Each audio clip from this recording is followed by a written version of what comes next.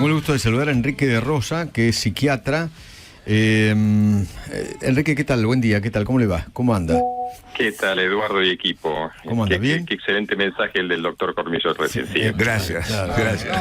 Y vamos a seguir con el tema de la cabeza, ¿no? Porque en esta campaña presidencial, yo creo que como nunca la salud mental está en el eje de la campaña. ¿Pero en qué sentido? Por ejemplo, se habla de la campaña del miedo, o por ejemplo, he escuchado esto de que el debate del último domingo fue entre un psicópata y un psicótico, o dicen que Milei no está bien de la cabeza, que está loco. Ayer yo veía periodistas, por ejemplo, hacer una suerte de análisis psiquiátrico de Milei.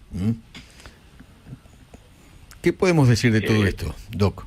Bueno, por de pronto yo les cuento. Ayer era gracioso porque algunos llamados de ciertos medios básicamente trataban de inducir la entrevista hacia el lado que uno hiciera diagnósticos sobre pseudopatologías a la distancia de Milei. Claro. Y sorprendía el origen de los lugares, ¿no? Digamos, de dónde llamaban, en los cuales hasta uno llegó a decir, bueno, quizás solamente el candidato Massa lo que trataba era de ayudar a un enfermo mental. No, tremendo, tremendo. Es tremendo porque en definitiva, bueno, aquí el doctor Cormillot lo conoce perfectamente, pero la historia de la salud mental, la historia de ocuparse de la cabeza, como él bien decía, es la historia de la humanidad. El estigma sobre la salud mental, el estigma sobre la locura, que en definitiva es parte de los orígenes de la humanidad, la quema de brujas, el sujeto diferente, el que no era comprendido como tal, siempre la enfermedad mental,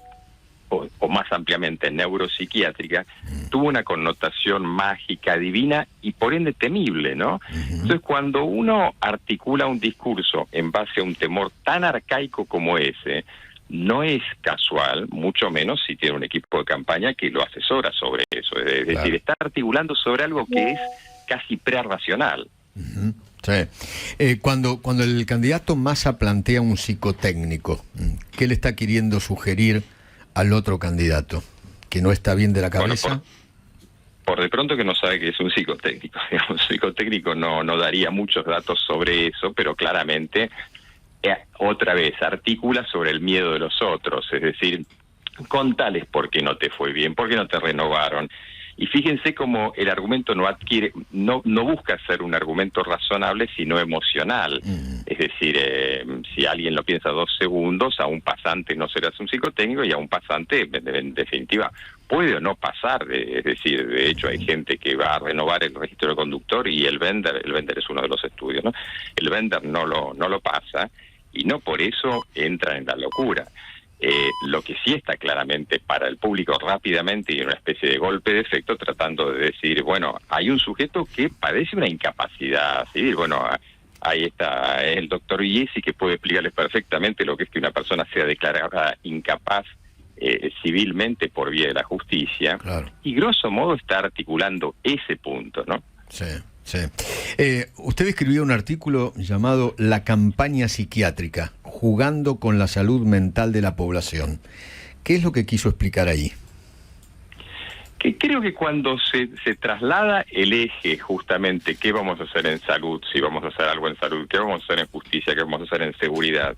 Y hacemos una campaña ad hominem, es decir, dirigida únicamente a destruir al otro.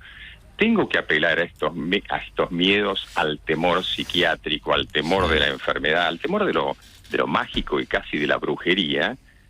Y entonces, claro, transforma una campaña en la cual el eje constante es tratar de encontrar. Hacer una entrevista, Milei decía, yo lo básico era que no tenía que perderme de eje. Y es lamentable porque no podía, el punto era que cada uno pudiese explicar qué era lo que nos tiene para ofrecer.